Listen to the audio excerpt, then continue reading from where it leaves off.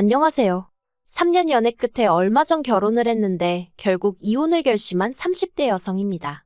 저도 남들처럼 사랑하는 사람과 가정을 꾸리고 저랑 남편 반반씩 닮은 아이를 낳고 그렇게 평범한 가정을 꾸리고 싶었는데 인생이 참으로 쉽지가 않네요. 남들이 미리부터 시댁 식구들 만나봤자 좋을 거 없다고 해서 남편한테 프로포즈를 받고 나서야 시댁 식구를 만나기 시작했거든요. 그런데 생각해보면 그게 오히려 문제였나 싶기도 해요. 진작에 이상한 집구석인 걸 알았더라면 괜히 제 인생에서 3년이란 시간을 남편과 낭비할 이유도 없었을 테니까요. 남편하고는 지인의 소개로 만났어요. 다만 처음부터 남녀 사이로 연애나 결혼을 목적으로 두고 만났던 건 아니고 제가 당시 취미생활이 하나도 없어서 이것저것 시도를 해보는 중이었거든요. 그런데 지인 중 한 사람이 그 얘기를 듣더니 자기가 아는 사람이 사진을 정말 잘 찍는다면서 한번 그 사람한테 배워보는 게 어떻겠냐는 거예요.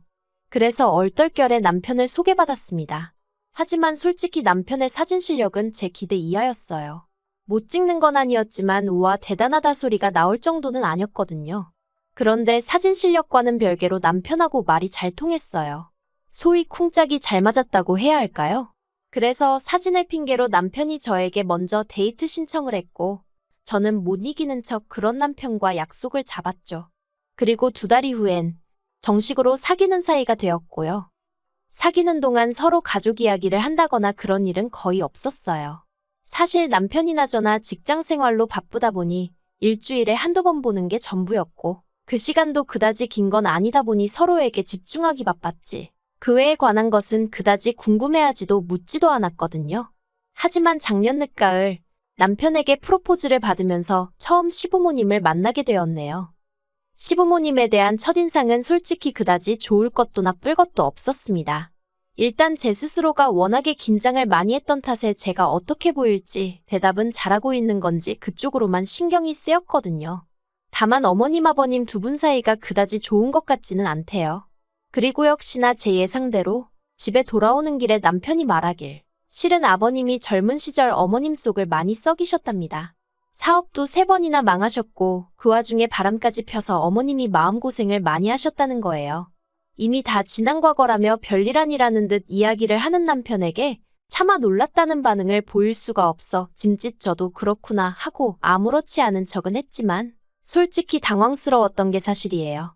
아들은 결국 아버지를 닮게 돼 있다는 말도 생각나고 하지만 그때는 그래도 제 눈에 콩깍지가 씌어있기도 했고 그간 지켜본 남편은 절대 그럴 사람은 아니라는 믿음이 있었거든요.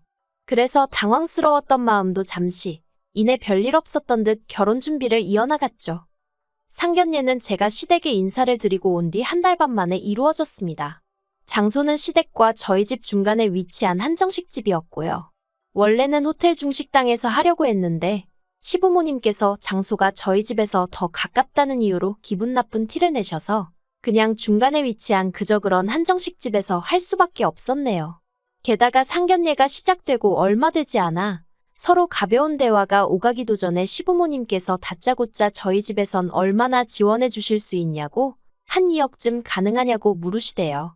어차피 오갔어야 할 대화이긴 했지만 그래도 뭐랄까 별로 보기에도 듣기에도 좋진 않았죠. 아무튼 아버님이 자꾸 2억 이야기를 하셔서 친정아버지가 그럼 우리도 2억을 해주겠다고 그렇게 얘기가 마무리되었어요. 그런데 신혼집을 구하는 과정에서 당혹스러운 일을 겪게 되었습니다. 분명히 상견례 자리에서 먼저 2억 타령을 해대신 아버님께서 말을 바꾸셨거든요. 무슨 말장난하는 것도 아니고 당신은 저 아버지한테 그냥 물어본 거지 당신이 2억을 해주겠단 소리는 아니었다나요. 어이가 없어서 제가 남편을 통해 아무래도 오해가 있었던 것 같다. 그러면 정확히 얼마를 해주신다는 이야기냐 여쭙습니다. 그리고 남편이 전해온 아버님이 대답은 정말 할 말을 잃게 만들더군요. 저희가 당신한테 돈 맡겨뒀냐고 얼마를 해주건 감사합니다 하고 받으면 되는 거지 벌써부터 자식들이 부모 재산을 가지고 묻고 따지고 하느냐고 괘씸하다 하셨다는 거예요. 그래서 친정에다 이 이야기를 그대로 전하니 친정 부모님이 뭐 그런 집구석이 있느냐고 결혼이고 뭐고 없던 걸로 하라셨습니다. 그래서 실제로 제가 남편에게 우리 부모님도 마음이 많이 상하셔서 당분간 결혼 이야기는 없던 걸로 하는 게 좋겠다 했어요. 그랬더니 남편이 그게 무슨 소리냐며 그제서야 자기가 시부모님이랑 제대로 단판을 짓고 오겠네 어쩌겠네 하더니 그렇게 해서 지원을 받기로 한 게 4천만 원이었습니다. 솔직히 시부모님 말씀대로 4천만 원을 해주시건 400만 원을 해주시건 그저 고맙습니다 하고 받는 게 틀린 말은 아니죠. 시부모님 두 분이 열심히 고생하셔서 번 돈이니 저나 남편이 결혼을 핑계로 무조건 요구해서는 안 되는 거고요. 하지만 시부모님이 돈을 빌미로 저나 저희 부모님을 대하는 과정에서 마음이 많이 상했던 게 사실이에요. 그래도 다행이라고 해야 할지 친정 부모님께선 원래 해주신다던 2억 그대로 지원해 주시겠다 하셨습니다. 사위가 얼마나 예뻐서도 아니고 사돈한테 잘 보이자고 그런 건 더더욱 아니고 하나뿐인 딸. 제가 고생하는 게 보기 싫어 해주시는 거라 하셨어요. 그리고 그런 저희 부모님 앞에서 남편은 제대로 고개를 들지 못했죠. 하지만 여기서 끝이었으면 얼마나 다행이었을까요? 문제는 그나마 주시기로 한 4천도 이 핑계 저 핑계를 대시며 안 주시는 거죠. 나중엔 말씀하시기를 저희 잔금 치르기로 한 날 하루 전에 주시겠다더니 막상 당일이 되어 연락을 드리니 이번엔 또 배탈이 나서 은행에 못 가고 계신다대요. 그리고 남편도 답답하고 하니까 그럼 어떡하냐고 볼멘 소리를 한 모양이던데 그걸 빌미로 막대 먹었다고 끝까지 돈을 안 주셨어요.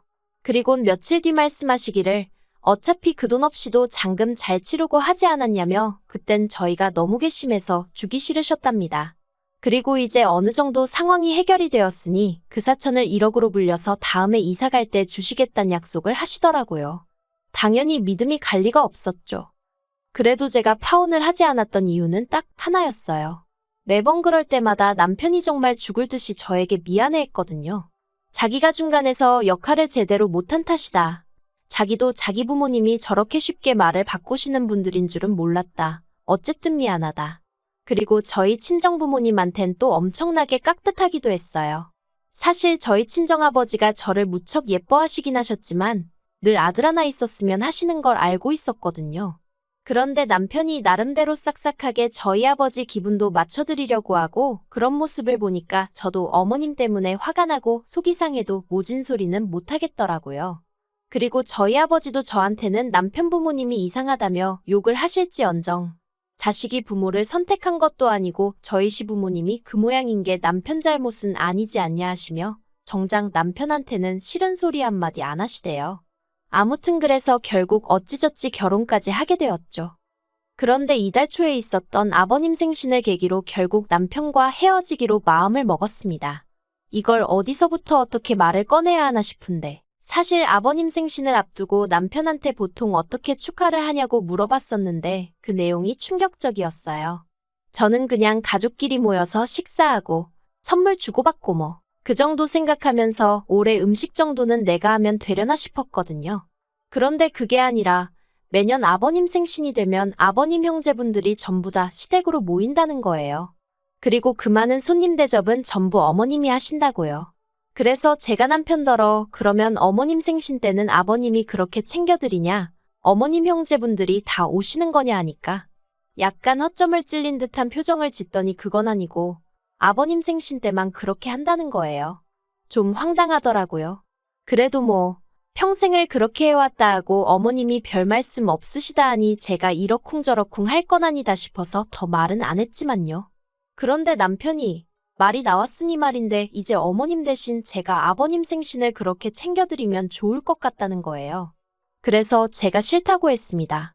어머님이야 어머님 남편이니까 그렇게 해드렸는지 몰라도 나는 그렇게까진 못한다고요. 그랬더니 남편이 이내 또다시 당황한 표정을 하더니 그러면 저더러 어머님이랑 얘기를 한번 해보라는데 도대체 뭘 이야기를 해보라는 건지. 아무튼 더는 왈가왈부하기 싫어서 일단 알겠다고 하고 넘겼네요.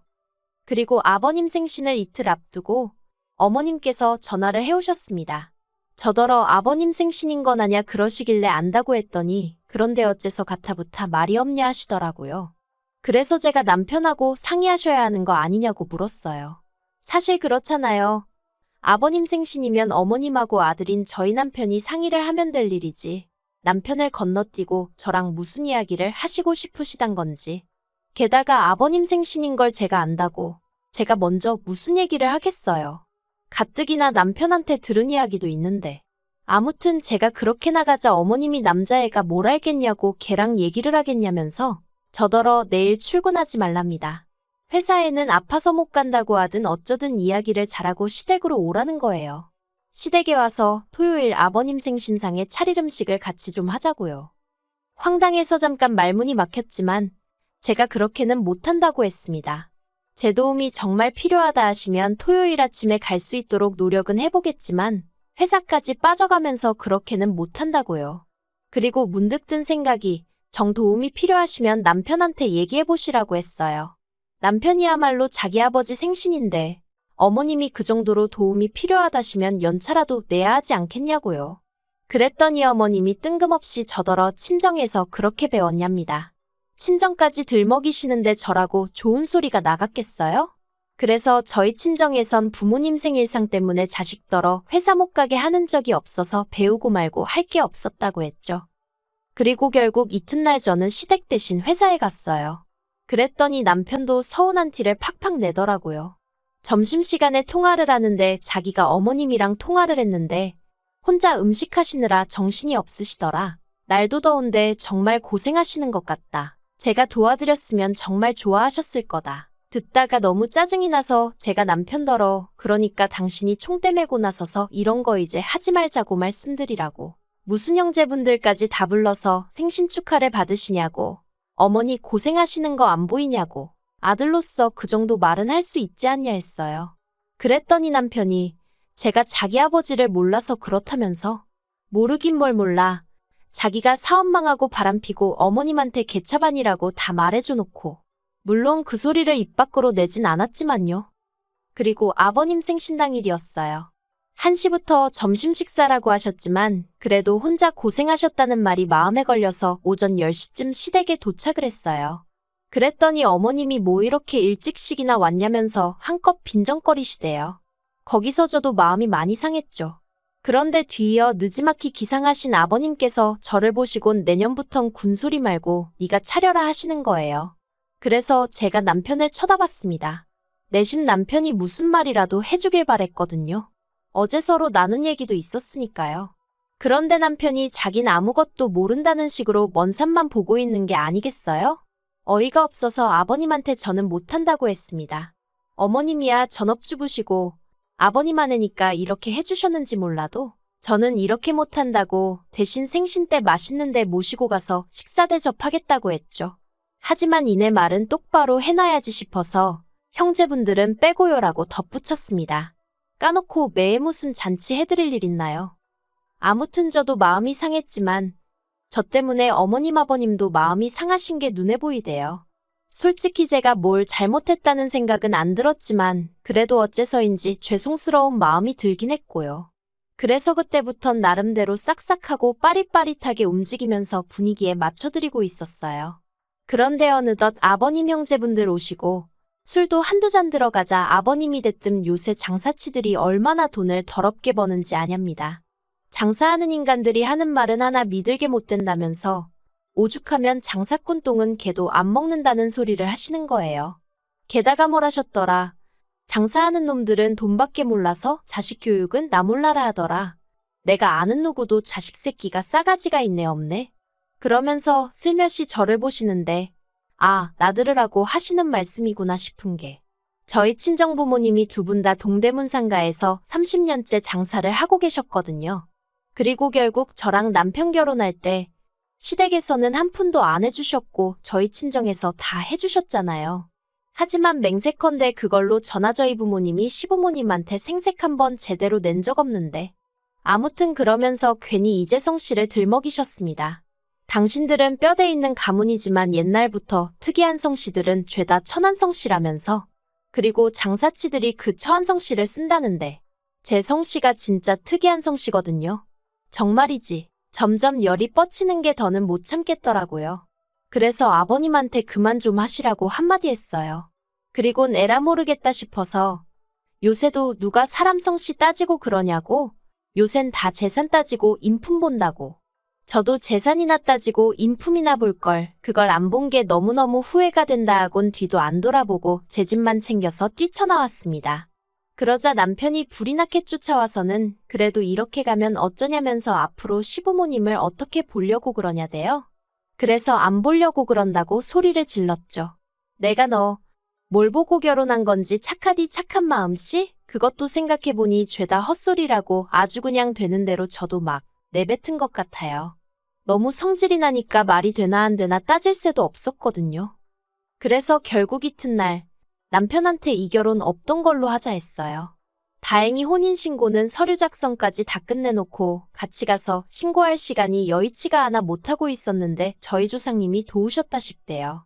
친정부모님까지 저희 집에 오셔서는 남편한테 쓸데없이 우리 원망하지 말라셨어요. 그리고 시부모님한테도 전화하셔서 장사치니 뭐니 이상한 소리 하지 말고 나이가 많은 것도 아닌데 어디 가서 돈이라도 벌라고 아들 하나 장가 보내면서 부모가 돼서는 쪽팔리지도 않았냐고 한마디 하셨다네요. 진짜 양반 집 구석이면 이런 경우 없는 짓거리 하겠냐면서요.